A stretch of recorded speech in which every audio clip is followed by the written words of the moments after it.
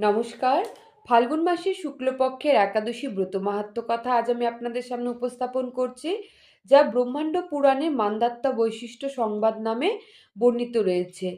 সেই শুক্লপক্ষের একাদশীকে আমলকি একাদশী বলে। একাদশী ব্রত যারা পালন করে তারা যেরকম ব্রত কথা শোনা তাদের জন্য পুণ্য অর্জন হয়, যে সকল ব্যক্তিরা একাদশী ব্রত করেন না তারাও যদি একাদশী ব্রত মাহাত্ম্য কথা ধৈর্য সহকারে শ্রবণ করেন তাদেরও কিন্তু পুণ্য অর্জন হয়। মা মম তো আমি শুরু করছি। আপনারা মনোযোগ সহকারে একাদশী ব্রত মাহাত্ম্য কথা শ্রবণ করুন। মহারাজ মান্দাত্তা একদা মহামুনি বশিষ্ঠকে বললেন, "হে মুনিবর, আপনি যদি আমার প্রতি প্রসন্ন হন, তবে কৃপাপূর্বক বলুন কোন ব্রত মানে করলে অতি সহজেই এই প্রকৃত মঙ্গল হয়?" বশিষ্ঠ মুনি বললেন, "হে রাজন, উম মানে একটি শ্রেষ্ঠ এবং সরল ব্রত হচ্ছে একাদশী ব্রত।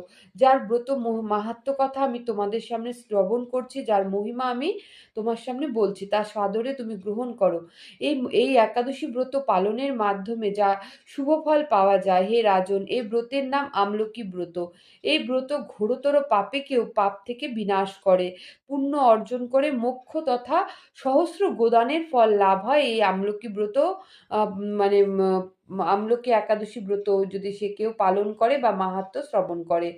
পুরাকালে যা পুরাণে পূর্বকালে যে ৪ বর্ণের মানুষ বসবাস করত, তারা যে রাজ্যে সে রাজ্যে বসবাস করত, সেই রাজ্যের রাজা চন্দ্রবংশীয় রাজা চিত্ররথ নামক এক মহা ধার্মিক ও সত্যবাদী রাজা ছিলেন। তিনি তার রাজ্যে সর্বদা প্রজাদের সুখে শান্তিতে ৪ বর্ণের মানুষকে সুখে শান্তিতে আনন্দে রাখতেন।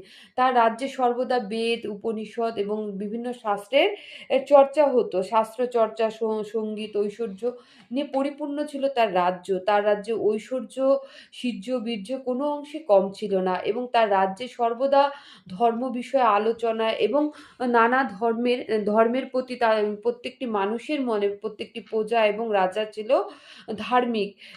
ধর্ম নিয়ে তারা সর্বদা ব্যস্ত থাকতেন। কোনো অন্যায় কার্যে তারা কিন্তু কখনোই লিপ্ত ছিল না এবং যার ফলে সেই রাজ্যে রাজত্বকালে সেই চিত্ররথ নামক যে রাজা ছিলেন, তার রাজত্বকালে চুরি ডাকাতির মতো কোনো ঘটনাই ছিল না। তার কারণ তার রাজ্যে ছিল ধর্ম।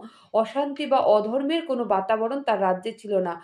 প্রজাগণ সকলে বিষ্ণুভক্তি পরায়ণ ছিল, একাদশী ব্রত পালন করতেন।